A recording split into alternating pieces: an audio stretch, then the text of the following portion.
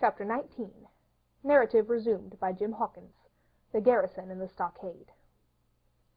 As soon as Ben Gunn saw the colors, he came to a halt, stopped me by the arm, and sat down. "Now," said he, "there's your friends, sure enough."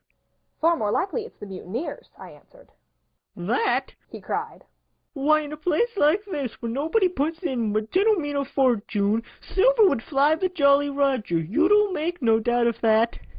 No, that's your friends. There's been blows, too, and I reckon your friends has had the best of it. And here they are ashore in the old stockade, as was made years and years ago by Flint. Ah, he was a man to have a headpiece, was Flint. Barring rum, his match were never seen. He were afraid of none, not he, only silver. Silver was that genteel." "Well," said I, "that may be so, and so be it. All the more reason that I should hurry on and join my friends." "Nay, mate," returned Ben. "not you. You're a good boy, or I'm mistook, but you're only a boy, all told. Now Ben Gunn is fly. Rum wouldn't bring me there where you're going, not rum wouldn't, till I see you're born gentleman and gets it on his word of honor. And you won't forget my words. A precious sight, that's what you'll say. A precious sight more confidence, and then nips him."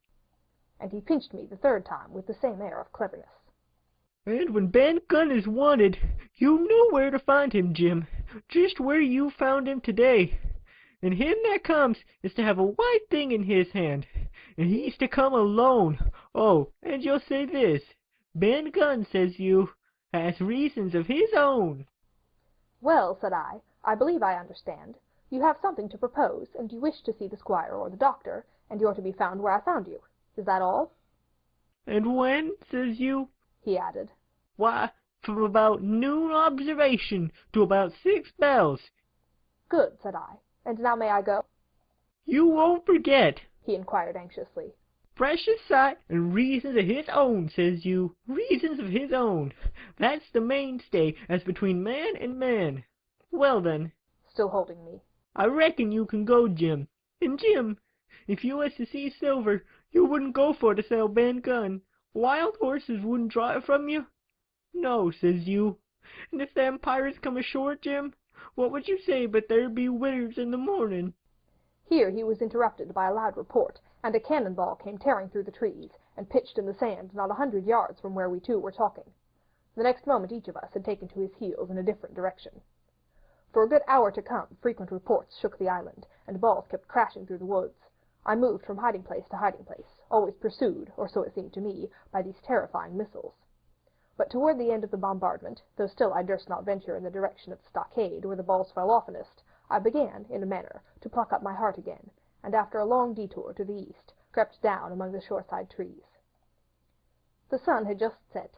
The sea breeze was rustling and tumbling in the woods, and ruffling the grey surface of the anchorage. The tide, too, was far out, and great tracts of sand lay uncovered. The air, after the heat of the day, chilled me through my jacket. The Hispaniola still lay where she had anchored, but sure enough there was the Jolly Roger, the black flag of piracy, flying from her peak. Even as I looked, there came another red flash and another report that sent the echoes clattering, and one more round shot whistled through the air. It was the last of the cannonade. I lay for some time watching the bustle which succeeded the attack.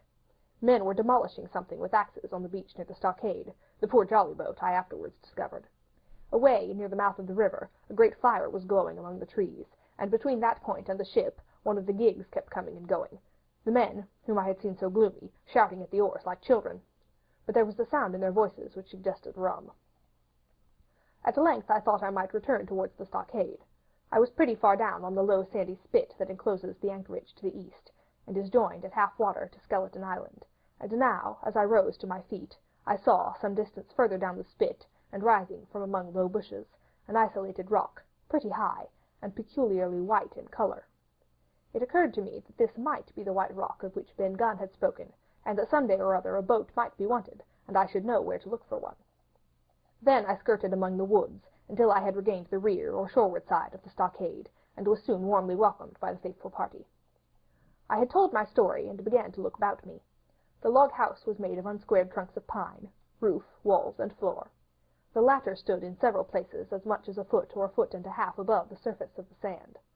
There was a porch at the door, and under this porch the little spring welled up into an artificial basin of a rather odd kind, no other than a great ship's kettle of iron, with the bottom knocked out, and sunk to her bearings, as the captain said, among the sand.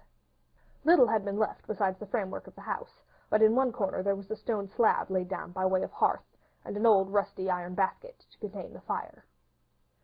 The slopes of the knoll and all the inside of the stockade had been cleared of timber to build the house, and we could see by the stumps what a fine and lofty grove had been destroyed. Most of the soil had been washed away or buried in drift after the removal of the trees. Only where the streamlet ran down from the kettle in a thick bed of moss and some ferns and creeping little bushes were still green among the sand. Very close around the stockade, too close for defense, they said, the wood still flourished, high and dense, all of fir on the land side, but towards the sea with a large admixture of live oaks. The cold evening breeze, of which I have spoken, whistled through every chink of the rude building, and sprinkled the floor with a continual rain of fine sand. There was sand in our eyes, sand in our teeth, sand in our suppers, sand dancing in the spring at the bottom of the kettle, for all the world like porridge beginning to boil.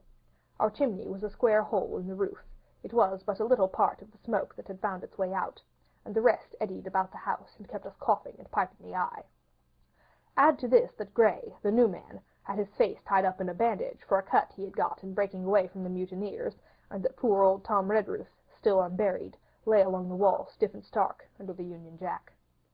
If we had been allowed to sit idle, we should all have fallen in the blues, but Captain Smollett was never the man for that. All hands were called up before him, and he divided us into watches. The doctor and Gray and I for one, the Squire, Hunter, and Joyce upon the other. Tired though we all were, 2 were sent out for firewood, 2 more were sent to dig a grave for Redruth. The doctor was named Cook, I was put sentry at the door, and the captain himself went from one to another, keeping up our spirits and lending a hand wherever it was wanted. From time to time the doctor came to the door for a little air and to rest his eyes, which were almost smoked out of his head, and whenever he did so he had a word for me. "That man Smollett," he said once, "is a better man than I am, and when I say that, it means a deal, Jim." Another time he came and was silent for a while. Then he put his head on one side and looked at me. "Is this Ben Gunn a man?" he asked.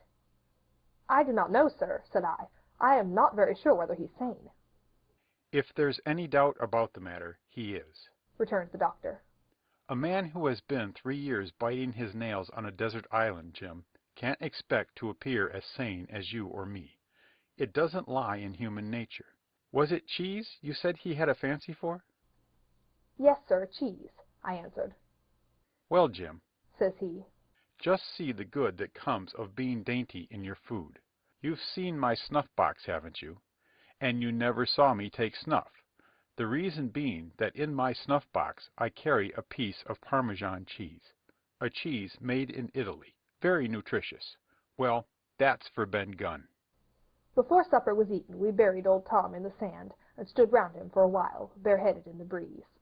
A good deal of firewood had been got in, but not enough for the captain's fancy, and he shook his head over it and told us we must get back to this tomorrow rather livelier. Then, when we had eaten our pork, and each had a good stiff glass of brandy grog, the 3 chiefs got together in a corner to discuss our prospects. It appears that they were at their wits' end what to do, the stores being so low that we must have been starved into surrender long before help came. But our best hope, it was decided, was to kill off the buccaneers until they either hauled down their flag or ran away with the Hispaniola. From 19 they were already reduced to 15, 2 others were wounded, and 1 at least, the man shot beside the gun, severely wounded, if he was not dead. Each time we had a crack at them, we were to take it, saving our own lives, with the extremest care.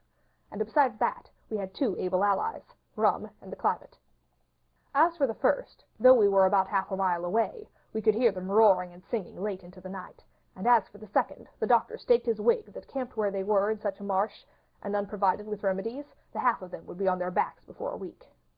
"So," he added, "if we are not all shot down first, they'll be glad to be packing in the schooner. It's always a ship, and they can get to buccaneering again, I suppose." "First ship that ever I lost," said Captain Smollett. I was dead tired, as you may fancy, and when I got to sleep, which was not till after a great deal of tossing, I slept like a log of wood. The rest had long been up, and had already breakfasted and increased the pile of firewood by about half as much again, when I was wakened by a bustle and the sound of voices. "Flag of truce!" I heard someone say, and then, immediately after, with a cry of surprise, Silver himself! And at that, up I jumped, and rubbing my eyes, ran to a loophole in the wall. End of chapter 19.